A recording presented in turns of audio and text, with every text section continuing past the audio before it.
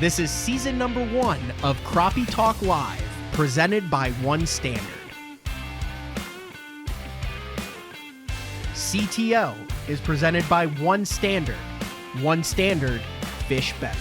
Beat down outdoors. You can't beat a beat down. Power Brakes, next level boat control. Power Fishing, where power meets the water.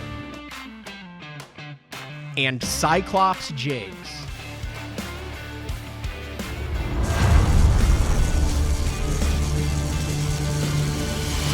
CTL coming at you.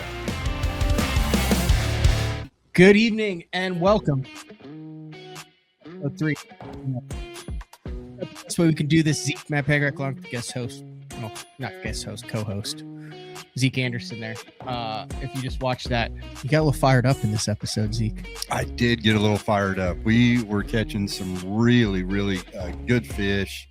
No, just true gigantes, but it felt good to lean on at least some 180s and 190s. And obviously Levi caught that 225, which was the first 2-pounder of CTL.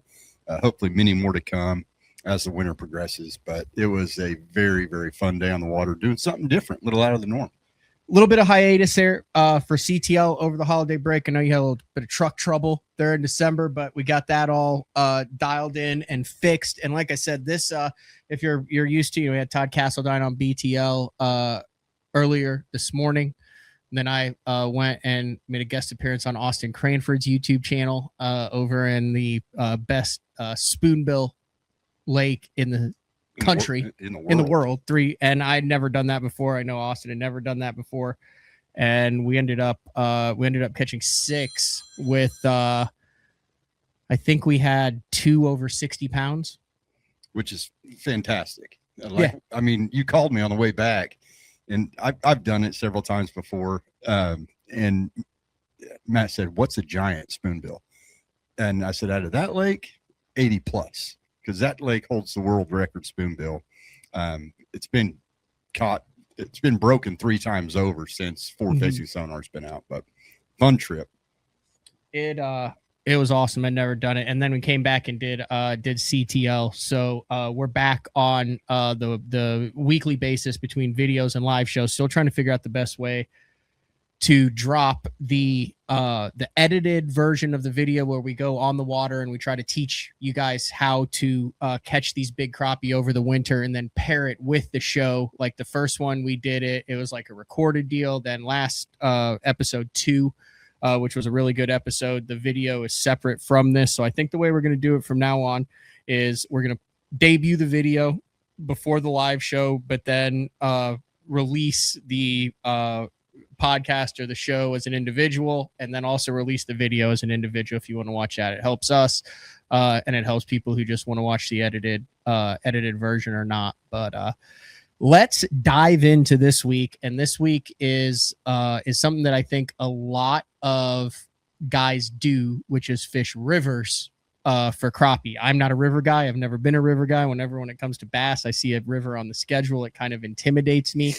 But your good buddy and guide, Bennett's Fishing Guide Service, Levi Bennett guides 200 days a year on a river. And we're not talking, just like the actual Mississippi River. Almost a lot of these lakes in Oklahoma have a dam on one end, and then it goes up some river a long way on the other end. That's kind of the scenario we were in last Friday when we went out. But would you say more guys are river crappie fishermen or lake crappie fishermen, or kind of what's the difference between those two? Definitely lake fishermen.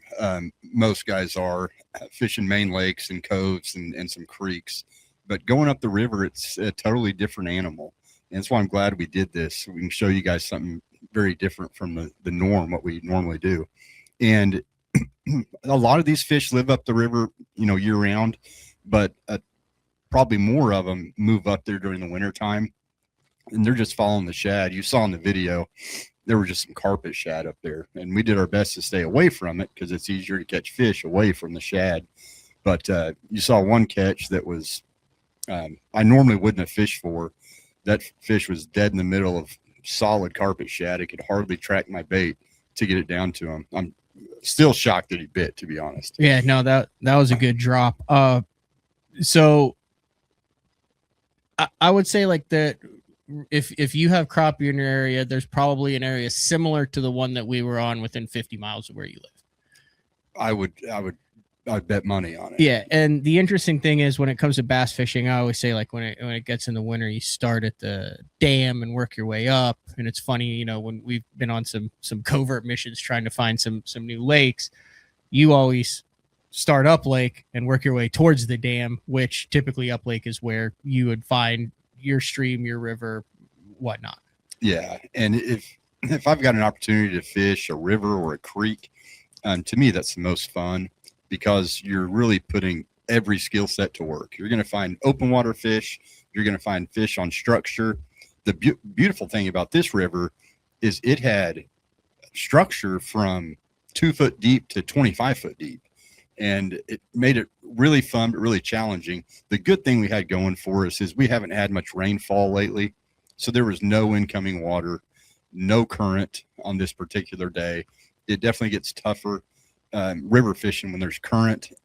You'll notice in the video, the laydowns that we were fishing, most of the fish were underneath the laydown, which makes them a lot tougher to get to. Usually when they're on top of it, they're up on top of it, ready to come off and bite.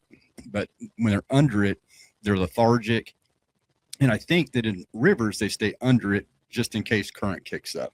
Crappie don't like current. They find a current break somewhere on a drop or behind a stump or under a tree. And so it's tougher to catch. I'm playing that the clip there. That was the 225 that Levi copy. You can see it's kind of towards the top, but really tucked in. But if you go back to that live scope screen in the bottom there, you can see there's not a lot of crappie floating around it. They're all kind of buried, and even that one fish is tucked in. That's just typically a characteristic of river fish. Yeah, and this was an interesting fish because when he first dropped on it, he unknowingly dropped on its tail because it was kind of facing down. It was nose down a little bit, and usually they'll nose into that big piece of wood right there on that. Yeah. So we're looking at it right here. So this is what we're seeing circled here. This is the weight, and then this is the bait, the offering, the magic fish, as he called it. And we'll dive a little bit into that. But as you can see, like there's a lot of other single specks here, but not a lot of them are lined up. So in the first 2 episodes, we talked about the importance of having an indicator above your jig, not only to get it down, to keep the line straight, to get it down faster, but also to be able to identify it where it's kind of crowded. So continue on here. You can see. So right now he's made a great drop on it, we thought, and it turns out it was on the fish's tail. You can see how it's kind of nose down towards that brush pile, which is kind of interesting.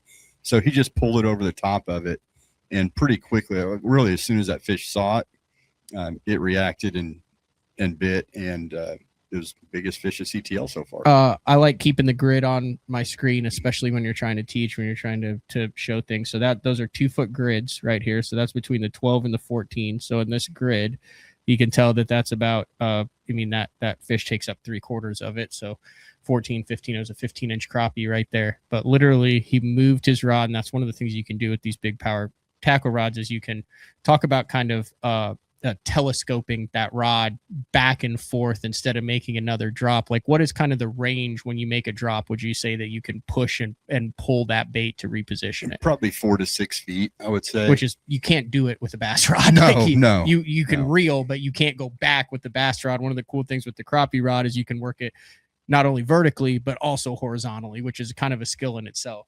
It is, and that takes time to learn.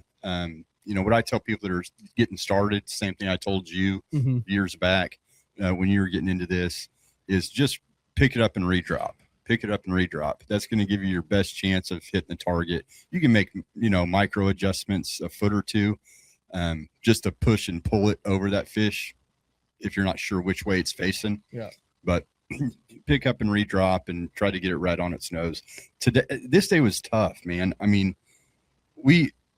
it was a really tough bite in the morning, but we figured that we were having to hit about a dime-sized spot to get him to see it and react to it.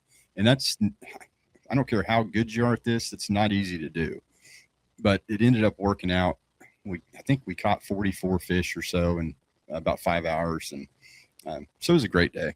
One of the other things that kind of stuck out to me early in this episode was Levi is a big rod tapper. I like to shake my bait. You are a stationary guy on it. Walk through kind of the bite triggering tricks that kind of run the gamut. Is it kind of like bass fishing where some guys like to hop a jig, other guys like to drag it, some guys like to shake it, other guys like to pop it? It sound like a song, but next musical feature. Yeah, is that a personal preference, or is there a science to behind getting those fish to react? Honestly, probably the people have their preferences, but I think the best trick is what Levi was doing in this episode. Was just tapping on the rod, and that's just getting the bait to vibrate under that water and get the fish's attention. We're just trying to get him to see it when we do that. He talked about you don't want to jig it up and down, because when you're using a 12 to 14 foot rod, a very small jig up and down is going to move that bait 6 to 12 inches away from the fish. And so you're kind of doing the opposite thing that you want to do by getting its attention. So if you get it down there, it's lit up, your jig's lit up, the fish is lit up, and so you're on it. Just tap that rod, tap-a-roo on that rod. Yeah. And 9 times out of 10, it's going to work and get them to fire up and notice the bait. I think these fish fall asleep. Fish got to sleep, right? Yeah, you talk about that like legitimately. When I was down in Mexico last month, Josh, who owns a lodge, I went out for an afternoon with him, and he kept saying, "Oh, you got to wake her up," because we were scoping for him. And he was like, "No, I'm serious. Like that bass is asleep. Like you'll wake it up and it'll go, whoa,' and then it'll see it and it'll eat it." Like you think the crappie are a lot of times when you made a good drop, it's on the head, it doesn't move. You think that fish is actually asleep. Actually asleep. If they never start flashing on the screen, they just stay that one solid color, and you've been all over them.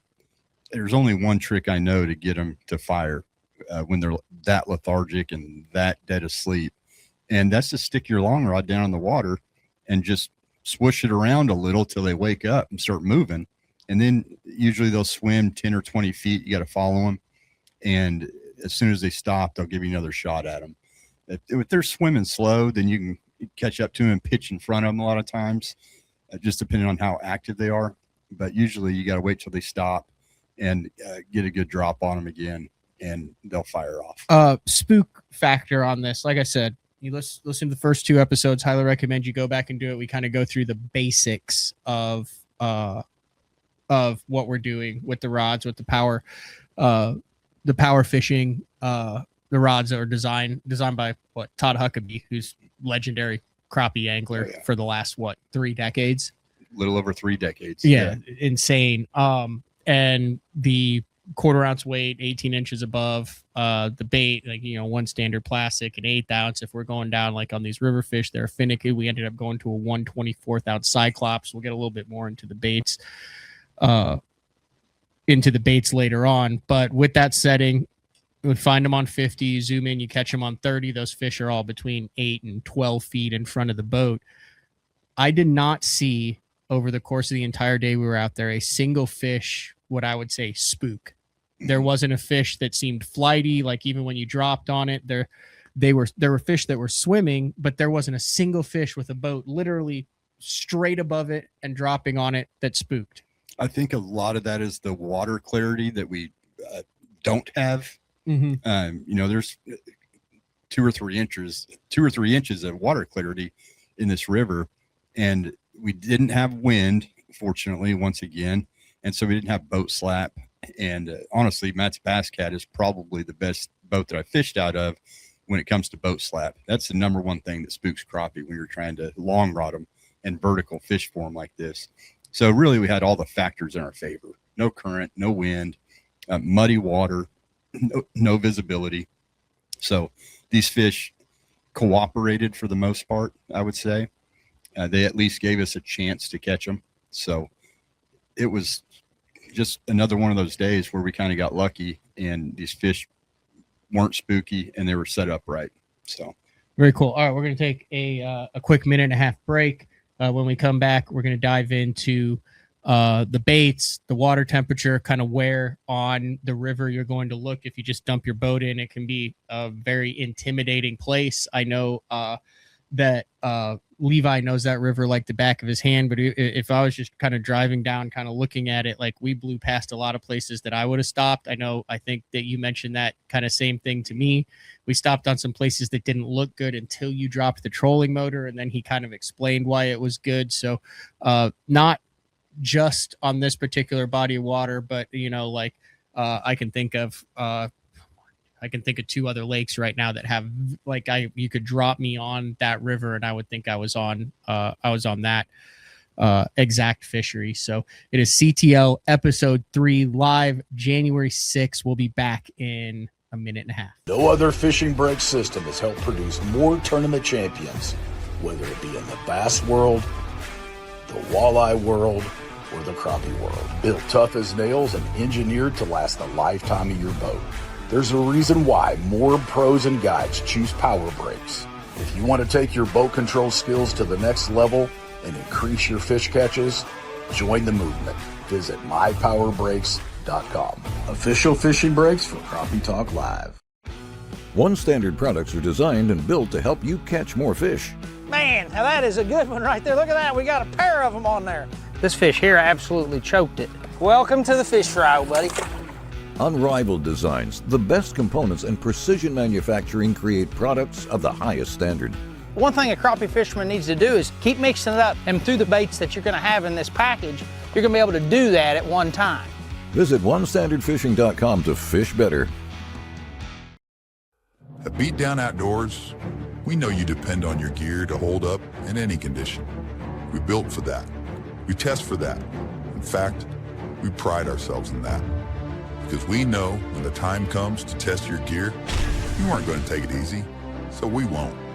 We build premium, made-in-the-USA products that you can rely on in the moments when your equipment should be the last thing on your mind. All right, welcome back. CTL episode 3. We got a lot of cool stuff planned for the next month, Zeke. The biggest thing, weather has actually been too nice for us. Like typically we're talking beginning of January. Well, let's do a little segment on the weather because that's something that I know there's a lot of people that are in the Midwest that are already locked up with ice, but historically January, you're thinking in Oklahoma, Texas, Arkansas, mainly that you're thinking 40s, high 30s, 40-degree water.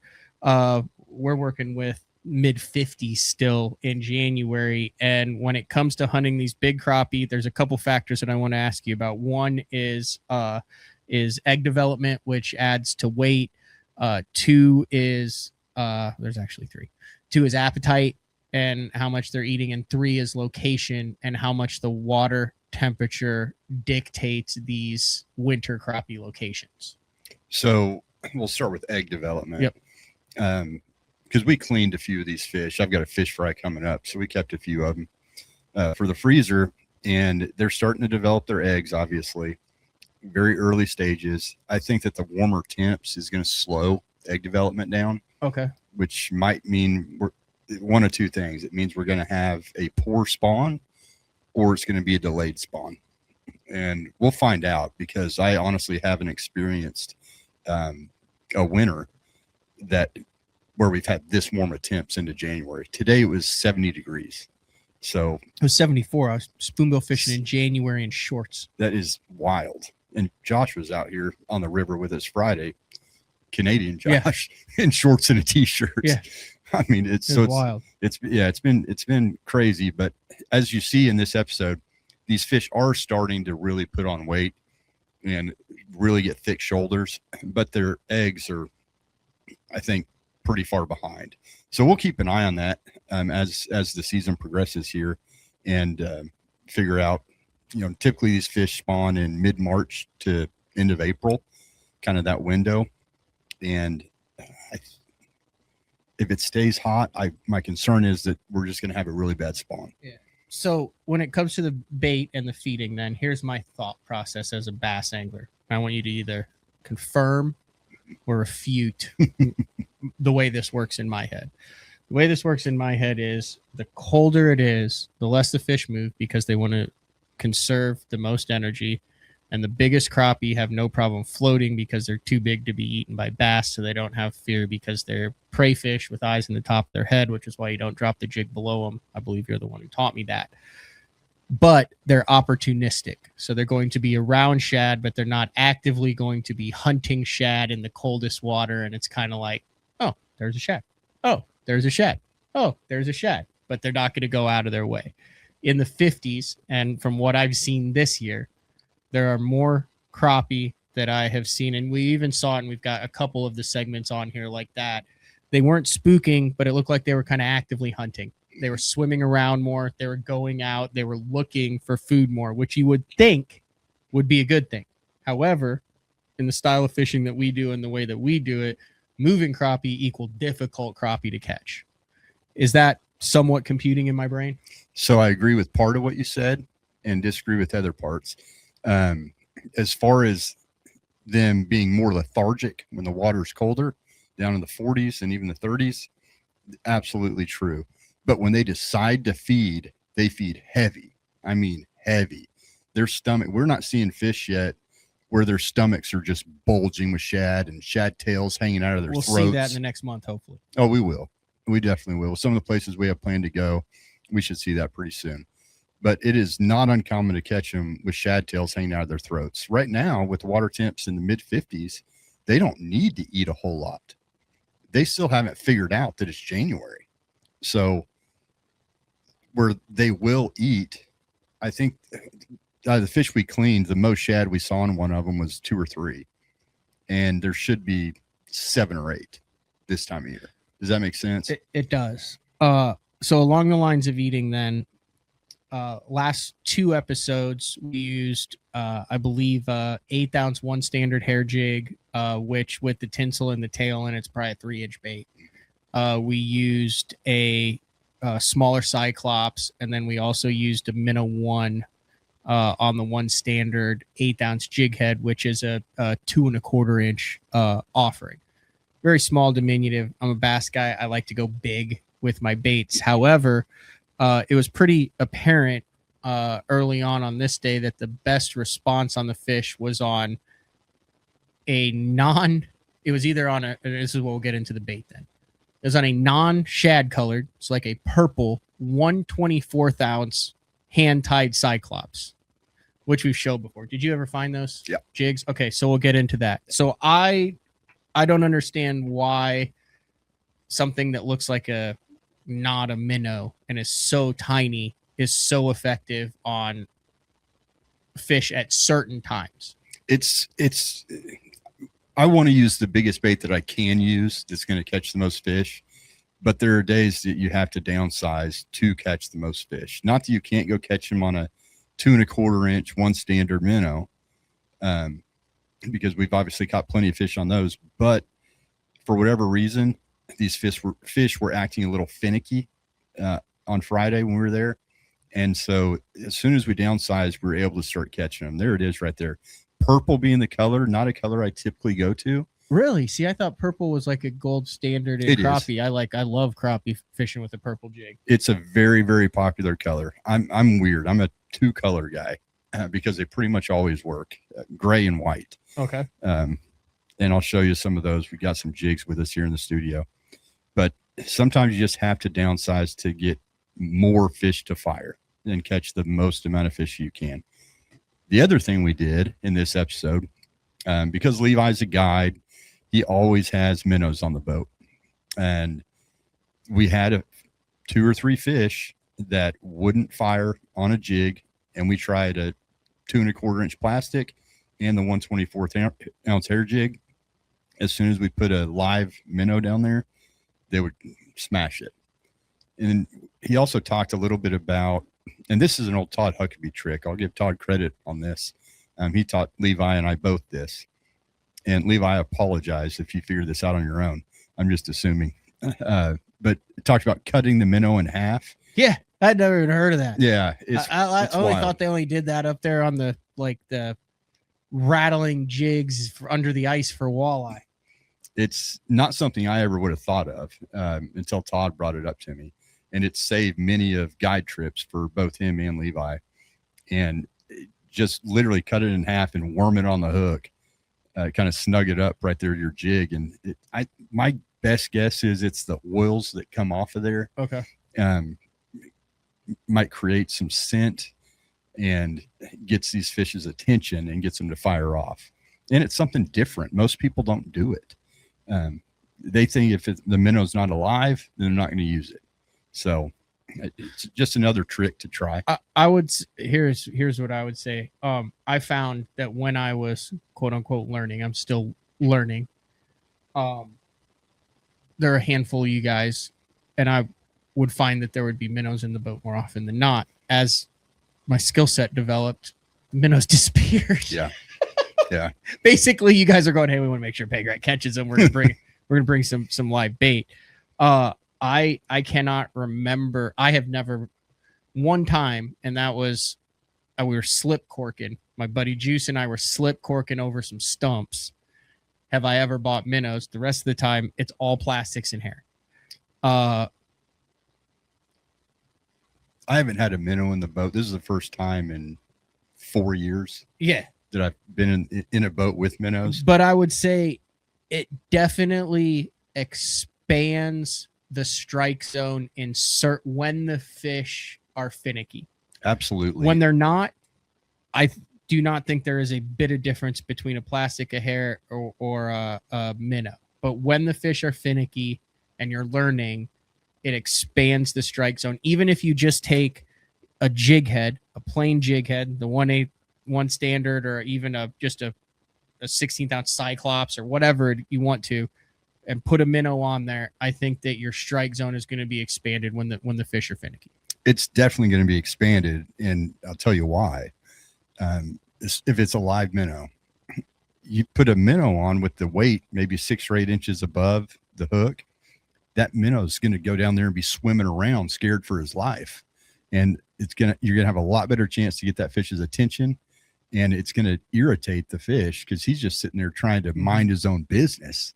And so a lot of times my feeling is they eat it out of one, reaction, and 2, because they're ticked off. And then you talk about the swimming around. Levi was taking a dead minnow, cutting it in half, and then threading it onto his hook like a plastic.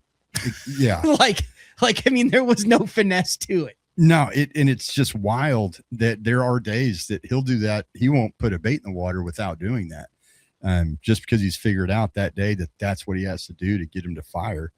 And like I said, I think it's the oils coming off of there in the water, and it just helps get their attention. So, but it's just another trick to try. I mean, some days you got to try everything. When we kind of did that. Yeah. What are your thoughts on the power bait crappie nibblers? I know back when I fished Thunderbird, Jaron Miller, my buddy, he had a couple slips out there. Big power nibbler guy. I don't ever use them personally. I know a lot of guys that do, my dad being one of them. He is a nibble guy. You get on his boat, and he's got crappie nibbles really crunched in his carpet, all over the place. Anything that slows me down, I tend to not use. If a fish doesn't bite, then my thing is there's another one 20 feet away somewhere. I just got to go find it and find active fish. So crappie nibbles slow me down because they don't stay on the hook very well. Minnows slow me down because 1, I got to go buy them in the morning. 2, I got to try to keep them alive. 3, I got to bait my hook. That's why you see me most of the time. Plastics slow you down because they rip, they get tangled up. You're a hair guy. I'm a hair guy. And the guy that ties my hair jigs, Heavy D's hand ties maybe the best hair jig out there. He's very meticulous about it. They're not the cheapest hair jig out there. But right, walk me through what and you have some there. I can show them there. Walk me through what when you're doing like the hand tied like that, like walk me through that jig. So a couple things that I love about his jigs is he overwraps the collar of the jig, and then he glues it. Okay. So this thing is never falling apart. Another big thing that he does different is he ties a short body on the jig. Most guys tie it all the way down to where it starts the J. And so you'll notice the tail on his is barely below the bottom of the hook. So many fish short strike and just grab the skirt.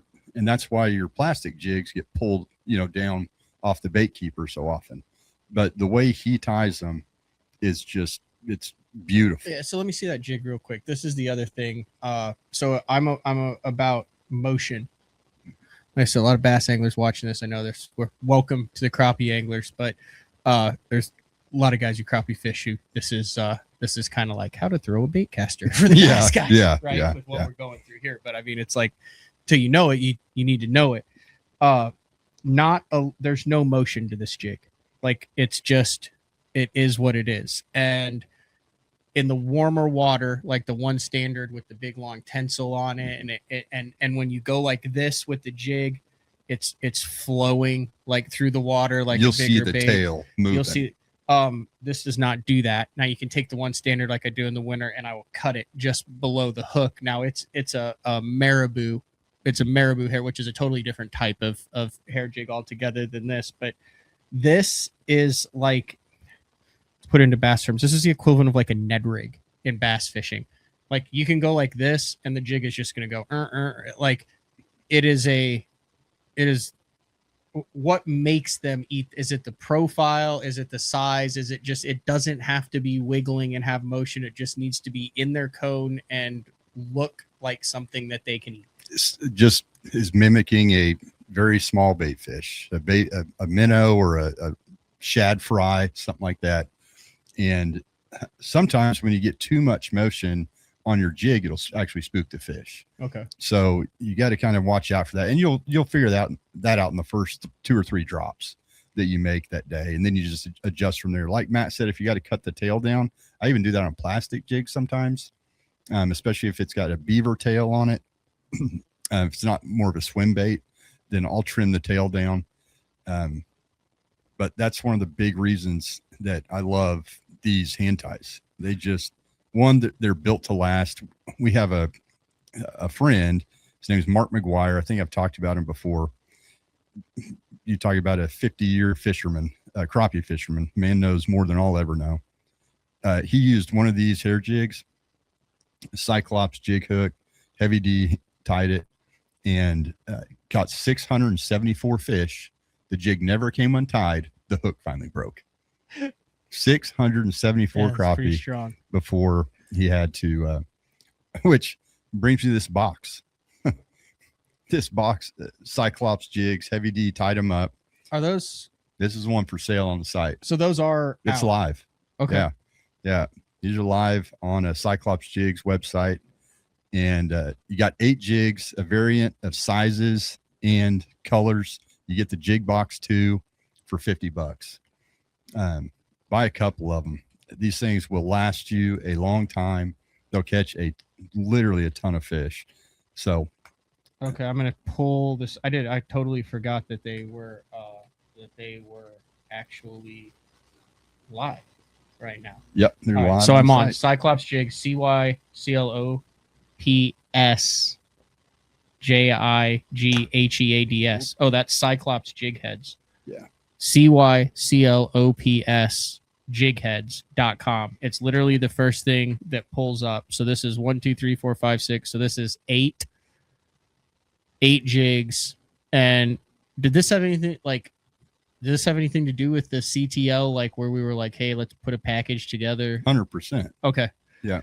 If you're getting started in like this and you want it, or you're a crappie guy, this is what you need for the smaller stuff. Like for the tinier stuff, it's very hard to find the very tiny, the 16th and smaller, the 24th ounce. The hooks in here are the right hooks. The eyes, the heads are the right. I'm 100% on with Zeke. These things are tied.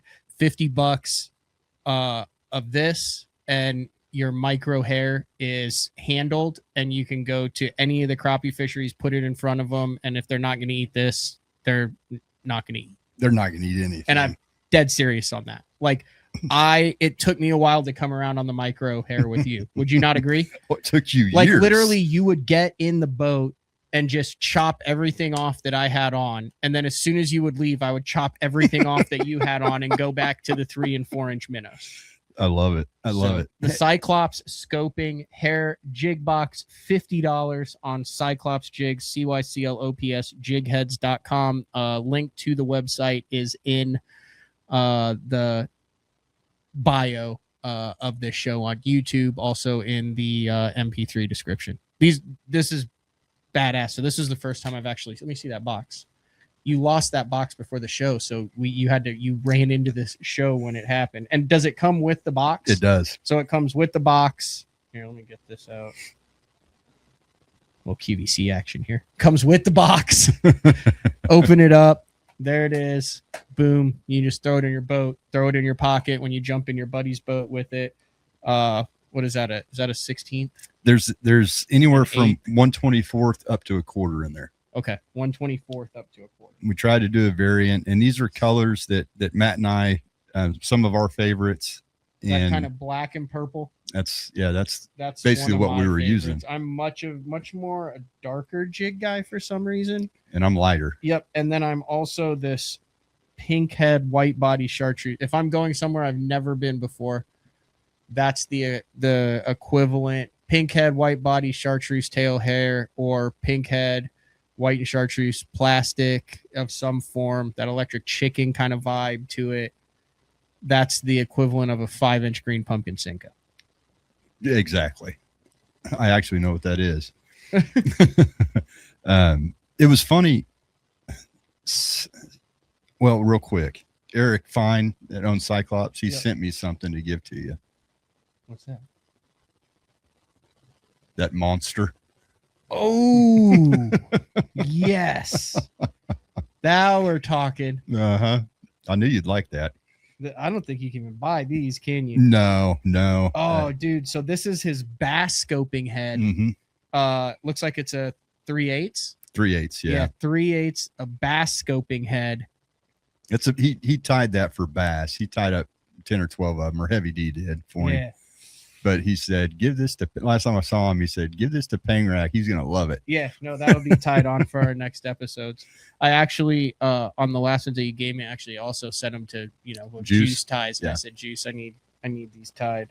Yeah, so we'll play with some bigger baits. All right, yeah, if you guys have any questions about it, you want to walk through, you want to get some others. Like I said, this is the first time that Cyclops has offered the tied jigs on their website. Like their jig heads, not crappie jigs. They're crappie jig heads and bass jig heads. But this is like a cool little collab that I knew was going down, but didn't know it had gone down. Yeah, it's awesome. It's going well. He's already sold quite a few of them. Gray, huh? I'm a big gray It's guy. hard to find it. You don't see a lot of gray. What do you think it is? A silhouette or a profile or what? It's probably just me. I've said it a lot in the past. If you have confidence in your bait, you're going to catch more fish because you're going to work harder to catch more fish. And those two colors, gray on gray and white head, pink body, or pink head, white body chartreuse tail, is my go-to. Like Matt said, any new lake I go to, that's where I start with. But it was funny on Saturday, I went to Eufaula fishing, and we smashed them. We were just fun fishing. Like I said, I got this fish fry coming up, and we just crushed them, but they would not hit a hair jig. We had to use a 1 standard 2 1/4 inch. The plastic. Uh-huh. What in your opinion is the difference between a plastic and a hair, and why and when they prefer one over the other? It's really hard to say. Just some days are different. Typically, when that water temp gets down below 50 degrees, it doesn't matter what you put in front of them. You could run a 5-inch minnow over their head like you're bass fishing, and a lot of times they'll come smack it. That giant hair jig, that big 3/8 ounce that I just gave to Matt, here in another 2-3 weeks, when this water temp keeps dropping, they're going to hammer that jig. Yeah, it's just the opposite of crappie than it is in bass. You can go bigger and more bold the colder it gets for crappie, whereas you go smaller and less intrusive for bass. I didn't know that. Yeah, that's very interesting. As a general rule of thumb. Sure, and the same with crappie, general rule of thumb. Yeah. I mean, obviously there's seas catching, but I wouldn't drop this in July. No. You wouldn't catch anything. You wouldn't catch a thing. You would not catch a thing. December, January, February, this thing. Into March, when they're pre-spawn mode and they're just hitting anything you put in front of them, and they're the biggest they're going to be all year, that bait will catch the fire out of them. Mm-hmm. Big heavy hook, so you can just... Yeah, it'll bury right in the roof of their mouth, right where you want it, and you'll be digging it out with pliers. So, big lesson in this episode. Couple more things before we wrap things up for the evening is the carpet shad and fishing amongst the shad. It's the most frustrating thing to try to catch fish, and we're not talking with like balls of shad. But I have yet to have a good day of crappie fishing when you drop your trolling motor and there are shad everywhere. It's tough. And a lot of times we'll just use our side and down imaging to know if we're on top of carpet shad. And you guys know what we mean by that. Just those big lines and layers of thick shad. Too much competition. And the crappie obviously want to hang out close to the shad. But I remember one time we pulled the trolling motor up. It was just solid carpet shad, and we just started idling. And as soon as the shad got softer on the screen, then we stopped the trolling motor down and began fishing again and catching more fish. It also, in this clip, it is hard to track your bait through there. Yeah, you can see after it goes away, you can watch it here. I didn't put a highlight on it because quite frankly, this took a long time to edit. Okay, so there's your there's your bait up there. And I just had it barely in the water, just waiting to get lined up. And you can see it now. There's your crappie right there. Well, there's my bait. So you'll see as it goes through. Watch this. You'll see as you get down into the shad. There's the fish. You made it 25 feet as it is. It's somewhere in there. Yeah.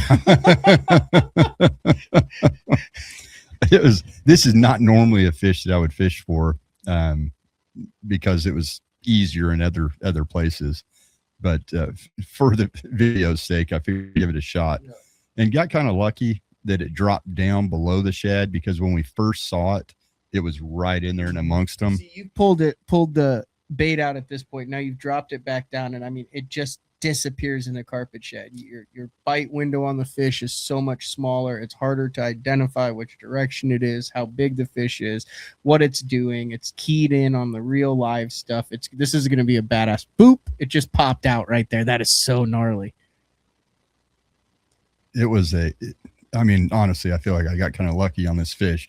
It obviously took me several drops to get it going down to where I thought the strike zone was, but as soon as I nailed it, then that fish reacted like he was supposed to, and the shad just parted like the Red Sea. Oh yeah, and you can see he's 17 foot deep or so, 18 foot deep. Yeah, and the deeper the crappie are in the water column, the longer they get on the screen. Okay, and so it gets tougher to size them up.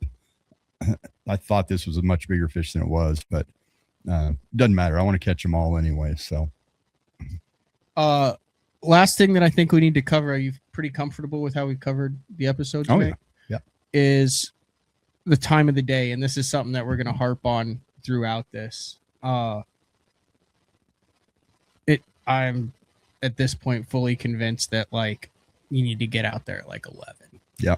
If you're not out there at first light, you need to get out there at 11. And if you get out there at first light, you can do some damage, but then you're going to be chilling for a while. It's going to slow way down. Yeah. There's a reason we get out to these lakes when the times we do, because I'm not getting up at 5 o'clock in the morning anymore to go crappie fishing. 1 to 4:30 is it's magic the time, witching hour, which historically pre-forward facing sonar we thought was the worst time of day to That's fish. because they get out of the stuff that you were fishing and suspend. 100%.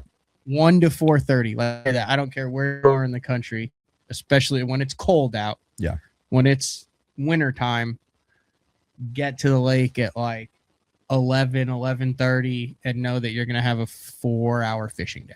Absolutely. It sounds insane for guys who are like, hey, now if I'm on a trip, we're going to fish all day. Yeah. But if you're, 45 minutes from the lake, get up, eat breakfast, hang out, take the dog for a walk, chill out, get some work done, sleep in a little get bit. to the boat ramp at 11 and know that you haven't missed it. It's just, it seems like I have not had a day where it was cast and catch throughout the day. It was always a 9 to noon lull. Yeah. I mean, it really picked up for us about 1:30 and just got better until we quit at about 3:30 or 4.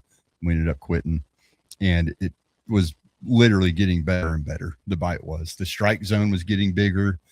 They were getting much more active. And I think it's this on overcast days, this is not as true.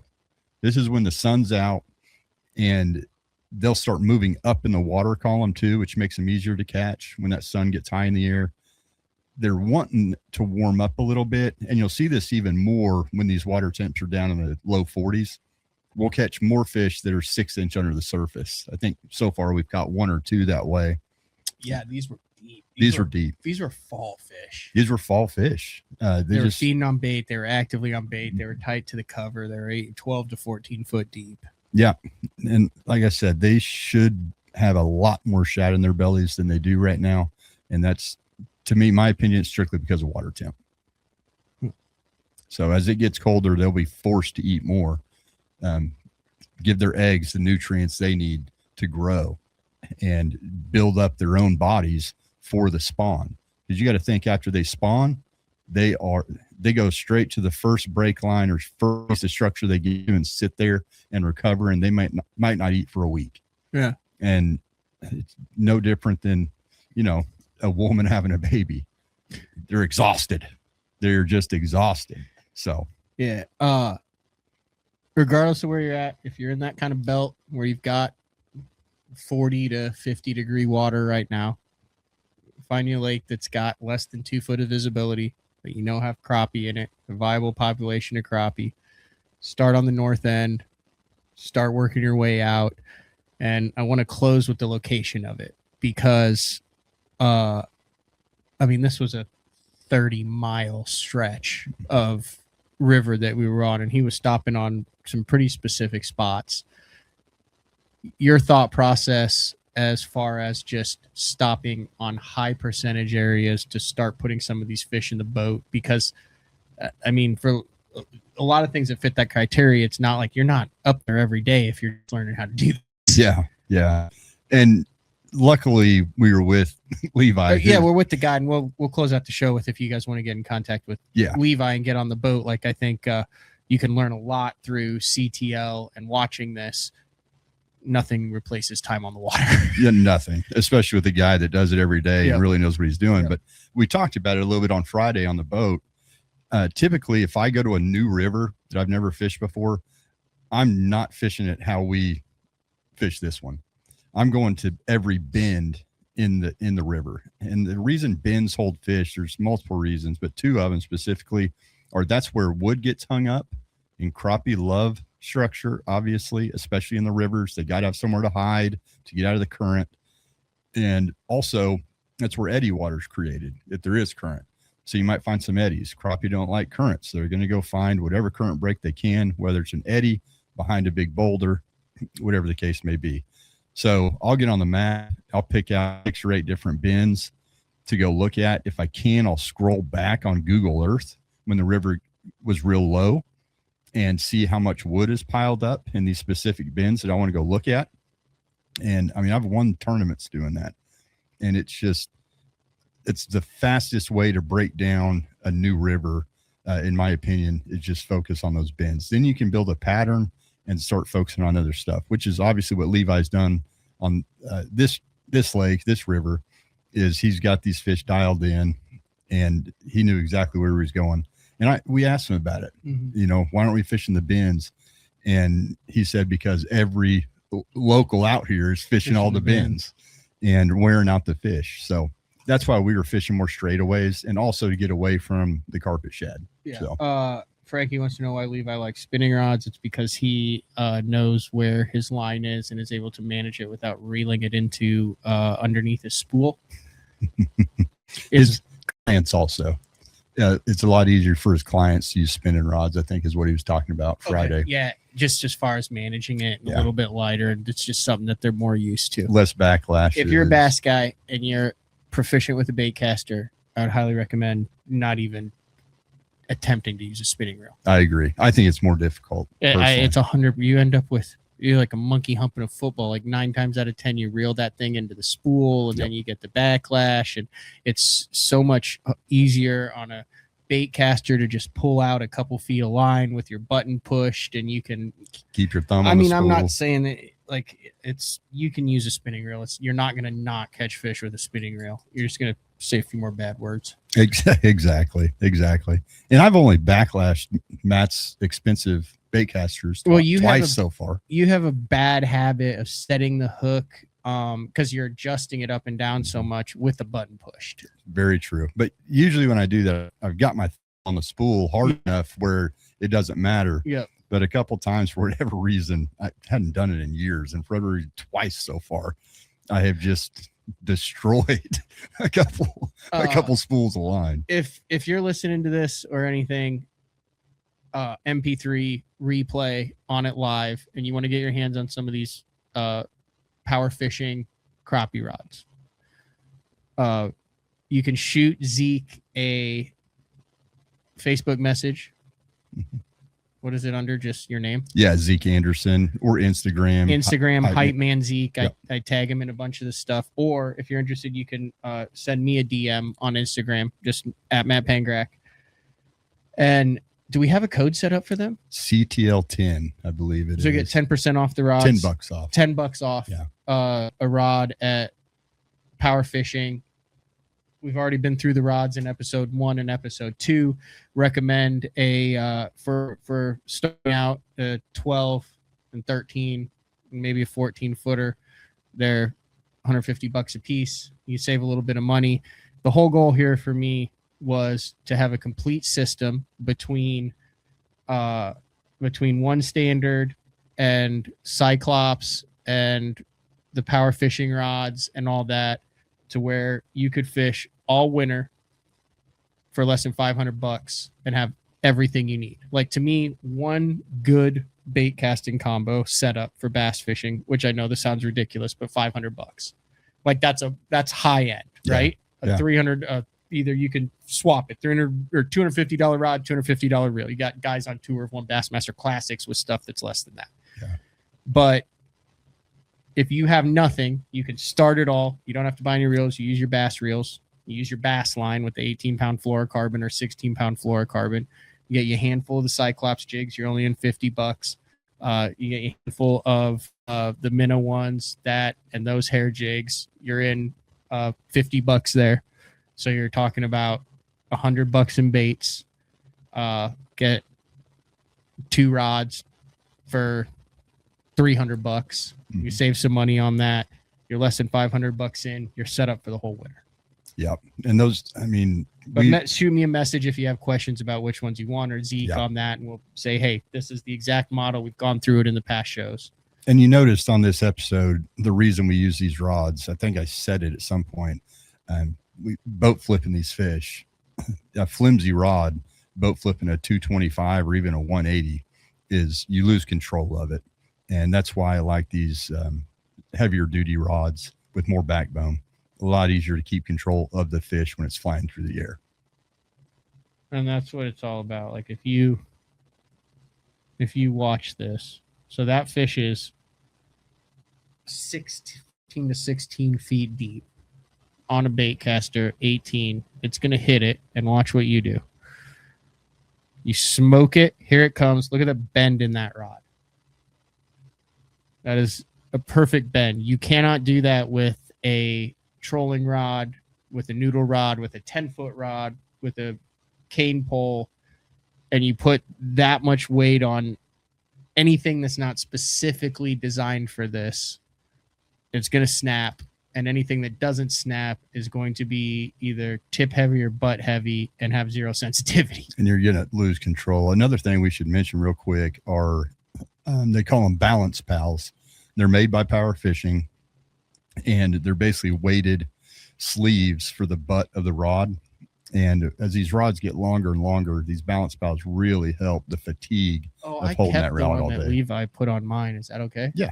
Okay. I didn't know if he was just like, hey, try this for the day. I No. just literally just boom, watch that. Watch this. One motion, you reel, one motion, you swing, and that is a 2-pound crappie. Look how fired up you are.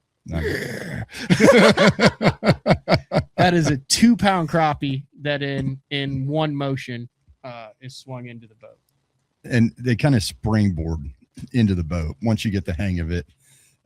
It's almost 4 pounds of crappie in that picture right there. So it was a great day. I was thrilled with it. I'm really excited. I've got 2 other lakes in mind that we'll be hitting here in the next couple weeks that I think we're going to be able to show you guys some true jumbo fish and maybe some different techniques and different size baits on how to catch them.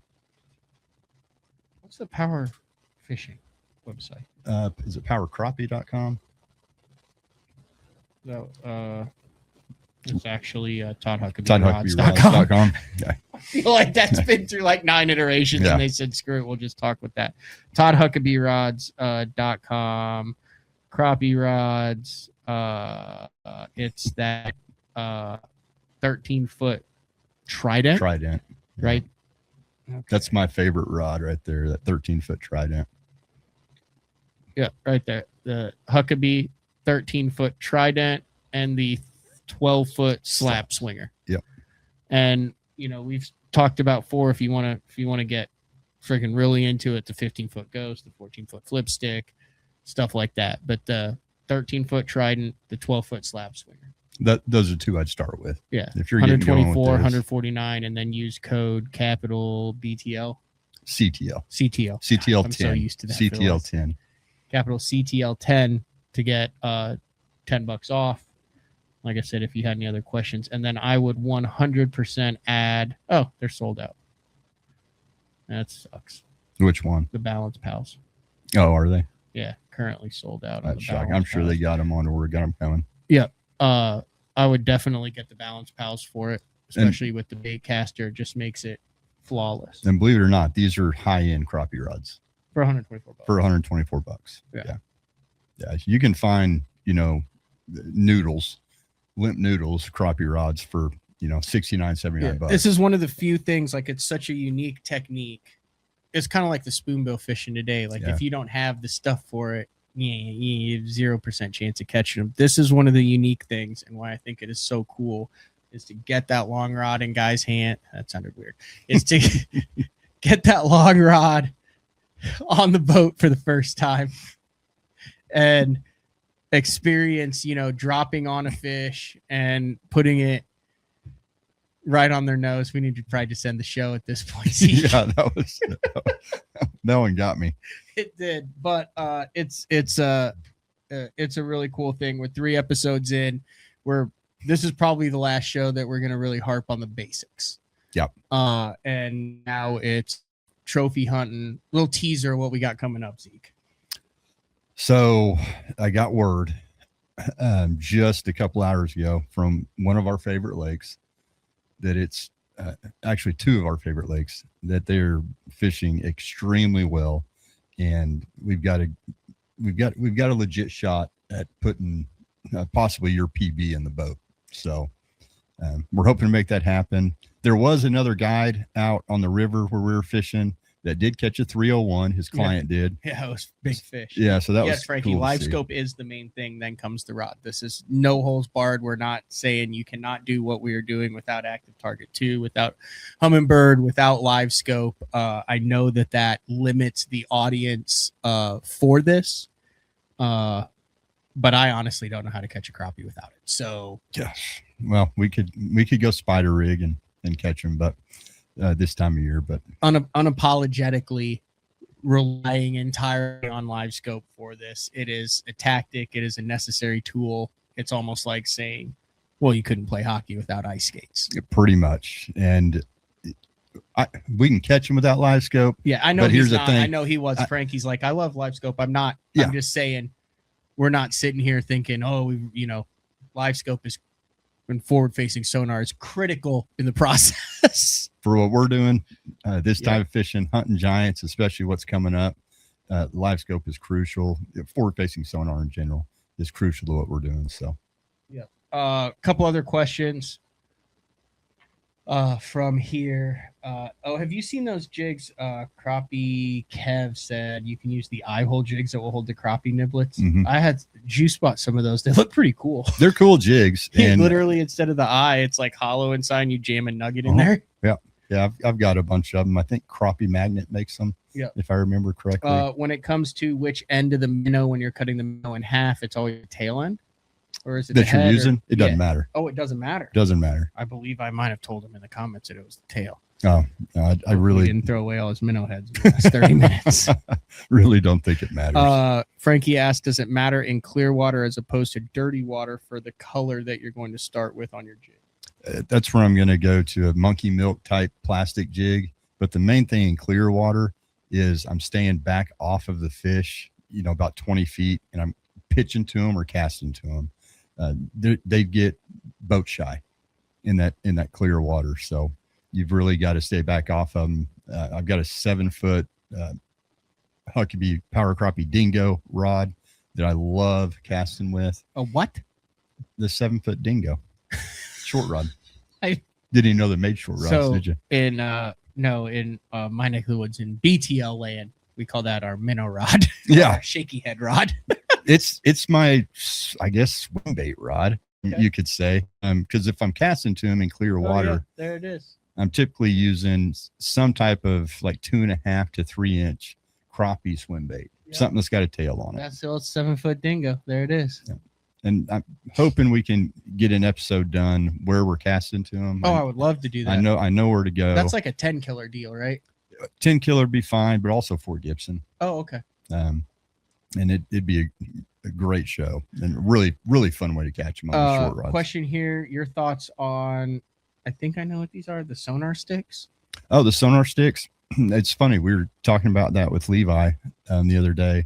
I really like them. I think it's a really good idea. Matt had an idea for a product that we won't release just yet that we're going to try to get made.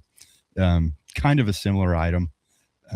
But I like the sonar sticks. It does prevent your bait from Explain getting what hung they up are. on I think it. there's probably 4 people that know what they are listening to this. It's an elongated weight, essentially. So it's a little narrower, but it's elongated. It's a mojo weight. Is that what they are? That's what it's called in the bass world. Okay, it's a mojo weight. So basically, you can use a heavier weight because you've seen our baits pendulum down, and sometimes they'll get hung up on your weight. This helps prevent that, and it gives you a better return on live scope because I think they're about 4 inches tall. Okay. And so it gives that second reference point, real bright return. So I'm a fan of them. Not sponsored by them, none of that. Just I use them and like them. I want to end this show by giving a huge shout out to Levi Bennett. That's who jumped in the boat. The dude knows his stuff. If you are in the southeast Oklahoma area, grab a buddy, jump in the boat with him, and you will drastically reduce your learning curve. He's one of the hardest working guides that I know. He stays out longer than most do because he really tries to put his clients on quality fish and tables full of them. The limit here in Oklahoma is 37. Not going to say he's always going to limit you out, but he's going to work harder than about anybody I know to do it. So. Yeah, it definitely takes pride in his craft, especially when it comes to filleting them afterwards. Would not let me within 10 feet of the fillet table. Which was crazy. I tried to tell him, you're great at it. But I understand. I've been there. I do that too with buddies, especially if you don't know it. No, I got it. You guys just hang back, drink a cold one, and I'll do it. There's nothing I hate more than to see a butchered fillet. I mean, you look at my freezer out there. I mean, you could put it in any grocery store in the country, and people would think that was professionally processed. That freezer is an infrastructure. I mean, it is so perfectly organized and packed with some of the best. Unlike my life. Yeah. Same, buddy. But some of the best meat that you'll ever eat in your life. So, but he's got it down to an absolute system. I will give a major shout out to his sidekick, Captain Taz, the French Bulldog. If you've got a kid, 2 things will happen. kid might learn some new words, and he will get to play with a badass dog all day if he get tired of fishing. Absolutely. He or she, like that dog, I feel like takes care of it when you've got a 12-year-old in the boat that's like, okay, that's cool. Like, or a woman. Or your wife or girlfriend or something like that. But Captain Taz goes in the boat with Levi every day. Every day. Super chill, very laid back dog. He's very used to be on the boat. He's not allowed on the deck of the boat when the trolling motor's in the water. So he slid up there for one of mine, but he was also on my boat. Yeah. Not Levi's. Not Levi's. And Levi's got a big boat, a Legend that he fishes out of. It's very comfortable. So handles big water. I texted my wife about midway through the day because we had in and out service that whole day. And hold on, I gotta get back. Have you ever noticed like there's certain people that you text that you do not realize how much you text them until you go back and try to find a previous text? Yeah, you're one of them. All right. So I texted her at 2:30 and I said, so Zeke's buddy brought a friend that he didn't tell me about. So we have 4 in the boat. And he is referred to as, quote, the captain, and keeps sitting in my seat as soon as I stand up. Also, he ate half of my Snickers without asking. And then I lost service and I got, oh no, I'm so sorry. And then I took that picture. It's not going to zoom in on it. I got to zoom in. Yeah. Let me know if it zooms in. There we go. Took that picture. That picture and sent it to her. And that I said, meet the captain. She said, OMG, stop it. How cute. So. We had a good time. Yeah, good dude, knows it. Like I said, I got a list. You can get his Facebook page, Bennett's Fishing Guide Service. His cell phone number is in the link, the bio for this show. It's also in the video. He talks about it. Shoot him a message. He'll do everything he can. And also really good at answering questions, showing you how it's done, and not one of those guys who's going to catch your limit for you. He was saying to us, he teaches and puts the clients on the fish and lets you do the catching. He doesn't catch one fish. He wants to see his clients catch them. And so he's great at it, one of the best out there. You guys hit him up, cut the learning curve down by 6 months going out with him. So. Very cool. All right. Stay tuned. We're going to put this show out kind of as one unit. And then if you want to just watch or listen to it, be out in the podcast form and in the finished. But Zeke, as we continue on kind of the inaugural season of CTL, listeners and viewers have taken us up on it as far as letting us know what they want to see, what they have questions about. I love to get DMs, pictures of crappie that you guys are catching as we get later into the year. We're going to have some opportunities from Power Breaks, from Cyclops, from One Standard to get your hands on some products, maybe through some contests, some questions, maybe some online tournaments. We got some bigger things coming. So real quick, guess whose boat we put Power Breaks on yesterday? Are you allowed to say? Yeah. Who? Edwin Evers. I'm telling you, man, it blows my mind that everyone doesn't have breaks. They're catching on more and more in the bass world. Blows my mind, especially if you're one of those BPT guys to where you can use them for 3 hours that you can scope. Mm-hmm. Triples your efficiency on the water, and in all honesty, one of the cheaper electronics things that you can put on your boat. Less than $2,000. You're about $2,000. Yeah, like right at $2,000, and you're in, installed, done, ready to go. Yep, the install's not tough. Yeah, it's cheaper than a graph. Yes, yeah. These days, unfortunately, and it is one of the few things that you can point to and say, I caught that fish because of my boat control. Yeah, absolutely. They helped us tremendously on Friday, like they do every day we're out. Fantastic. All right, I think we're going to stop right here. A very successful episode 3 of CTL. Zeke, I'm having fun, man. I'm having a blast. The whole goal was to make myself get out there and do it more. There's times where I'm like, I don't want this to become a job, but 98% of it, like, learned so much more about crappie. I've enjoyed it, excited. We're just getting into the meat. We kick things off in November and December. We're back in 2026 as we go through the rest of January into February. The crappie are getting bigger. The water is getting colder. The venues are getting more exciting. It's just going to get better and better from here. Like we're to the point where every week when we're dropping an episode, it could be the episode. It could be the one. So hopefully that happens here real soon, but we'll see. But I'm having a blast. I appreciate being a part of it and look forward to our next day of filming. This has been another edition of CTL Crappie Talk Live. We'll talk to everyone later. See ya.